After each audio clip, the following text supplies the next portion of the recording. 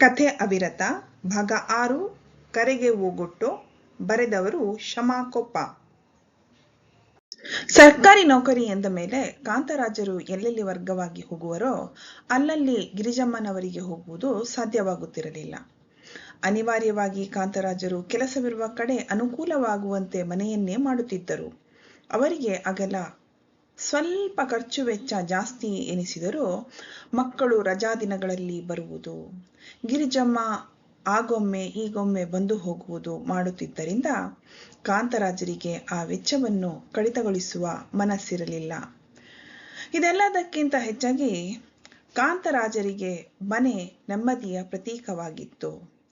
ಹೆಂಡತಿ ಮಕ್ಕಳಿಂದ ದೂರವಾಗಿದ್ದ ಅವರಿಗೆ ಮೊದಲಿನಿಂದಲೂ ಇದ್ದ ಆಧ್ಯಾತ್ಮದ ಕಡೆಗಿನ ಒಲವನ್ನು ಇನ್ನಷ್ಟು ಬೆಳೆಸಲು ಅನುಕೂಲವಾಗಿತ್ತು. ಮನೆಯವರಿಂದ ಅವರು ದೂರವಾಗಿದ್ದರೂ ಅವರಿಗೆ ಕುಟುಂಬದ ನೆನಪು ಕಾಡುತ್ತಿತ್ತು. ಕಲಾವತಿಗೆ ತಮ್ಮಿಂದೇನೋ ಅನ್ಯಾಯವಾಗಿದೆ ಎಂದು ಅವರೇ ಖುದ್ದಾಗಿ ತೀರ್ಮಾನಿಸಿ ತಾವೇ ಒಳಗೊಳಗೆ ಕೊರಗುತ್ತಿದ್ದರು.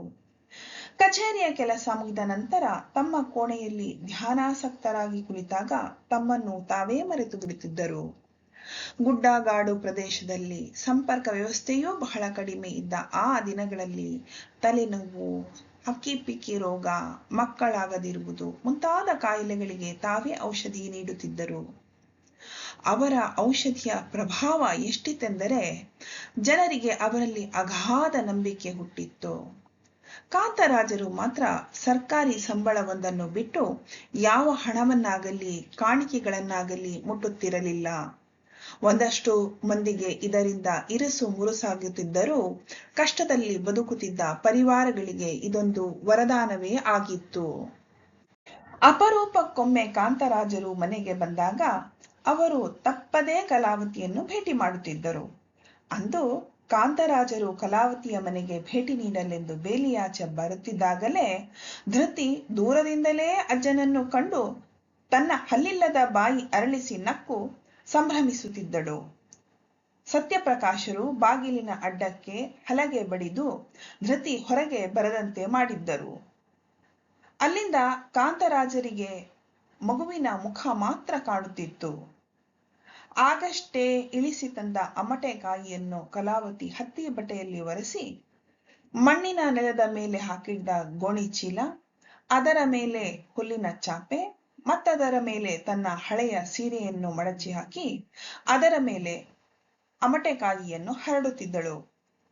ಮಾಡುತ್ತಿದ್ದ ಕೆಲಸ ಸ್ವಲ್ಪಕ್ಕೆ ನಿಲ್ಲಿಸಿ ಮಗು ಏನು ಮಾಡುತ್ತಿದೆ ಎಂದು ನೋಡಲು ಬಾಗಿಲೆಡೆಗೆ ಬಂದಾಗ ದೂರದಿಂದಲೇ ಅವಳಿಗೆ ಕಾಂತರಾಜರು ಕಂಡು ಅವಳ ಮುಖ ಅರಳಿತು. ಅವಳು ಅಪ್ಪಯ್ಯ ಯಾವಾಗ ಬಂದ್ರಿ ಎಂದು ಕೂಗಿದಳು. ಕಾಂತರಾಜರು ಇರಮ್ಮ ಒಳಗಡೆ ಬರ್ತೀನಿ, ಆಮೇಲೆ ಎಲ್ಲ ವಿಚಾರಿಸಂತೆ ಎಂದು ನಗುತ್ತಾ ಮೊಮ್ಮಗಳನ್ನು ಎತ್ತಿಕೊಳ್ಳುತ್ತಾ ಬಾಗಿಲ ಹಲಗೆ ದಾಟಿದರು. ಬನ್ನಿಪ್ಪ ಕೂತ್ಕೊಳ್ಳಿ ಎಂದಾಗ ಕಾಂತರಾಜರು ಅಡಿಗೆ ಮನೆಯ 3 ಮೆಟ್ಟಿಲಿನಲ್ಲಿ ಎಲ್ಲದಕ್ಕಿಂತ ಮೇಲಿದ್ದ ಮೆಟ್ಟಿಲಲ್ಲಿ ಕುಳಿತು ಮಗುವನ್ನು ತಡೆಯ ಮೇಲೆ ಕುಳ್ಳಿರಿಸಿಕೊಂಡು ತಮ್ಮ ಕಾಲುಗಳನ್ನು 2ನೆಯ ಮೆಟ್ಟಿಲಲ್ಲಿ ಊರಿ ಕುಳಿತುಕೊಂಡರು. ಅವರ ಬಲಗಡೆ ಮೆಟ್ಟಿಲಲ್ಲಿ ಉಳಿದ ಜಾಗದಿಂದ ಕಲಾ ಇಳಿಯುತ್ತಾ, ಛೇ ಅಪ್ಪ, ಮೆಟ್ಲಲ್ಲೇ ಹಾಗೆ ಕೂತು ಬಿಟ್ರಲ್ಲ, ಒಂದು ಚಾಪೇನಾದ್ರೂ ಹಾಕ್ತಿರ್ಲಿಲ್ಲೇನೋ ನಾನು ಎಂದಳು. ನೀನು ಅದೆಲ್ಲ ಯೋಚನೆ ಬಿಡಮ್ಮ, ನೀನು ನಿನ್ ಬಗ್ಗೆ ಹೇಳ್ಬೇಕು ಅಂತ ಅನ್ಕೊಂಡಿದ್ದನ ಹೇಳು ಅಷ್ಟೇ ಎಂದರು. ಏನಿದೆಪ್ಪ ಹೇಳಕ್ಕೆ, ಸ್ವಲ್ಪ ಕಾಫಿ ಕೊಡ್ತೀನಿರಪ್ಪ ಎನ್ನುತ್ತಾ ತಮ್ಮ ಕೈಯಲ್ಲಿ ಕಾಫಿ ಕೊಡುವಾಗ ಕಾಂತರಾಜರು ಕಲಾವತಿಯ ಚಹರೆಯನ್ನು ದಿಟ್ಟಿಸಿ ಸೂಕ್ಷ್ಮವಾಗಿ ಗಮನಿಸಿದರು. ಅವಳು ಮಿತಭಾಷಿಯಾದರೂ ತಮ್ಮಲ್ಲಿ ಅವಳಿಗೆ ಏನಾದರೂ ಹೇಳಬೇಕು ಎನಿಸಿದರೆ ಹೊತ್ತು ಗೊತ್ತು ನೋಡಿ ಅನಿಸಿದ್ದನ್ನು ವ್ಯಕ್ತಪಡಿಸಿ ಅವಳು ನಿಧಾನವಾಗಿ ತಾವಿದ್ದ ಜಾಗದಿಂದ ಸರಿದು ಮತ್ಯಾವುದೋ ಕೆಲಸ ಹುಡುಕಿಕೊಂಡು ಹೊರಟು ಹೋಗುತ್ತಿದ್ದಳು. ಕೆಲವೊಮ್ಮೆ ಅವಳ ಪ್ರಯತ್ನಗಳಿಗೆ ಹೊಸ ಆಯಾಮ ಇರುವುದನ್ನು ಅವರು ಗಮನಿಸುತ್ತಿದ್ದರು. ಕಲಾವತಿ ಆಗ ಪ್ರಥಮ BSc ಇದ್ದಿರಬಹುದು. ಅವಳು ಹೇಳಿದ್ದು ಕಾಂತರಾಜರ ನೆನಪು. ಹೇಗಮ್ಮ ನಡೀತು ನಿನ್ನ ಇಂದಿನ ಪರೀಕ್ಷೆ? ಕಾಂತರಾಜರು ಸದಾ ವಿಚಾರಿಸುವಂತೆ ವಿಚಾರಿಸಿದ್ದರು. ಅಪ್ಪ, ಇವತ್ತು ಇಂಗ್ಲಿಷ್ ಇತ್ತಪ್ಪ. ನನಗೆ ಉತ್ತರ ಬರೀಬೇಕಾದ್ರೆ ಇಲ್ಲಿಗೆ ಇಂಗ್ಲಿಷ್ನಲ್ಲಿ ರ್ಯಾಟ್ ಅಂತಾರೆ ಅನ್ನೋದೇ ಮರ್ತು ಹೋಗಿತ್ತು. ನೆನ್ಪೇ ಆಗಿಲ್ಲ. ಮತ್ತೇನಮ್ಮ ಮಾಡ್ದೆ? ನೋವಿನಿಂದ ಎಂಬಂತೆ ಕಾಂತರಾಜರು ಉದ್ಘರಿಸಿದರು. ಆಮೇಲೆ ಉತ್ತರದ ಮಧ್ಯೆ ಸಣ್ಣ ಇಲಿ ಬಿಡಿಸಿ ಮುಂದಿನ ಉತ್ತರ ಬರೆದೆ.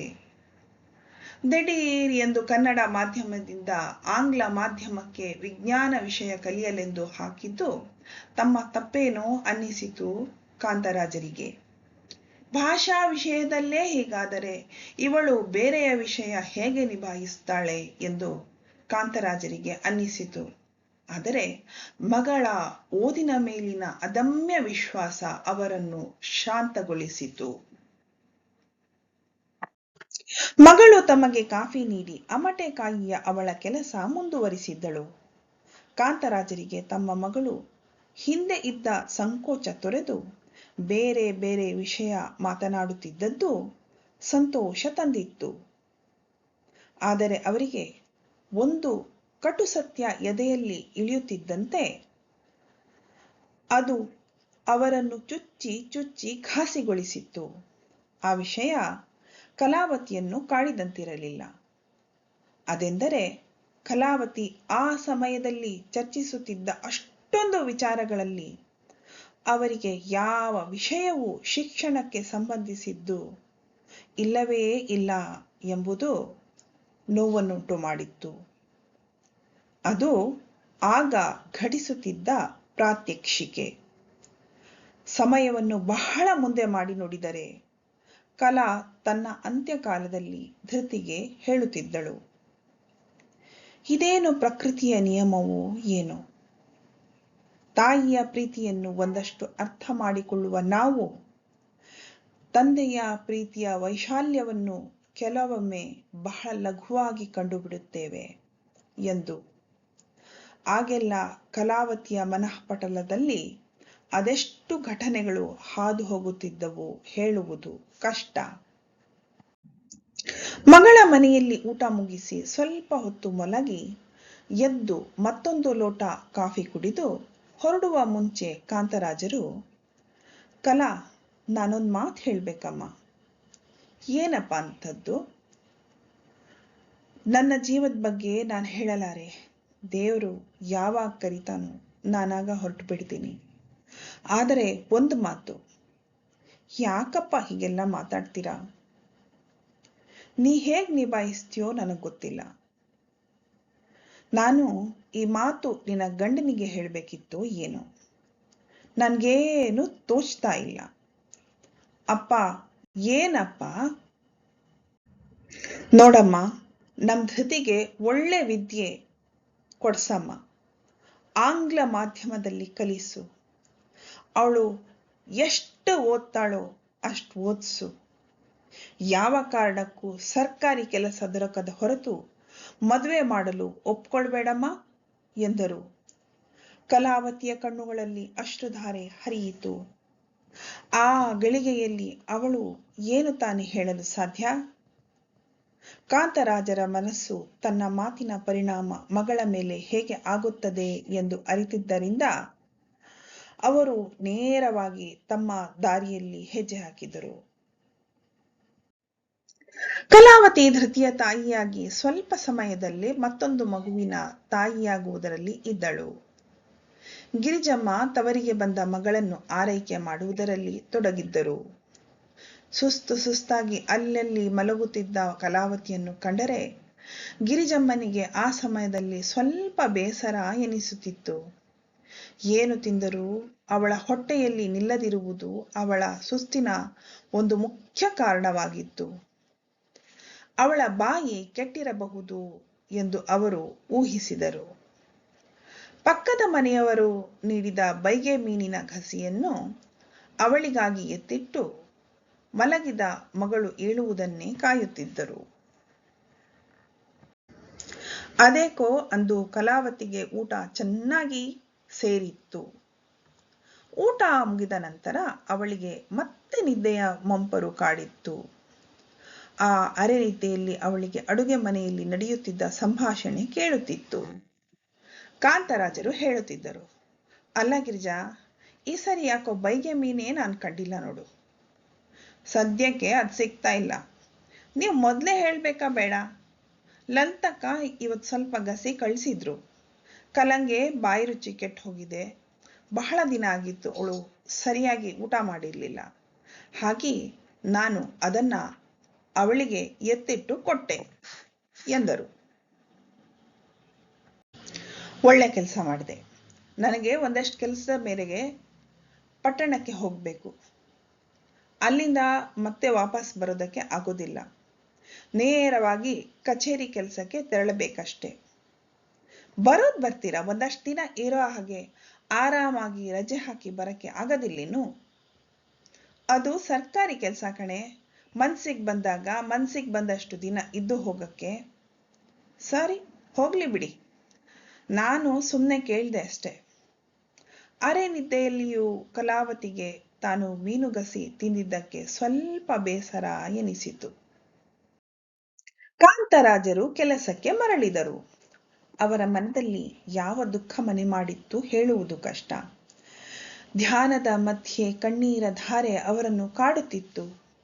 ಆಗೆಲ್ಲ ಅವರು ಕೈಗಳನ್ನು ಚಾಚಿ ಆಕಾಶದೆಡೆಗೆ ಮುಖ ಮಾಡಿ, ದೇವ್ರೆ, ನಾನಿನ್ ಬದುಕಿದ್ ಸಾಕಪ್ಪ, ನನ್ನ ನಿನ್ನ ಹತ್ರ ಕರ್ಕೊಂಬಿಡಪ್ಪ ಎಂದು ಪ್ರಾರ್ಥನೆ ಮಾಡುತ್ತಿದ್ದರು.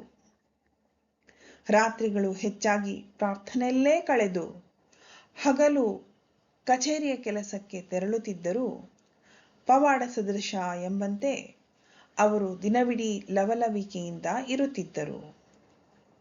ಅದೊಂದು ದಿನ ಅವರು ಕಚೇರಿಯ ಕೆಲಸದ ನಿಮಿತ್ತ ಕರಾವಳಿ ಪ್ರದೇಶದ ಬ್ಯಾಂಕಿಗೆ ತೆರಳಿದ್ದರು.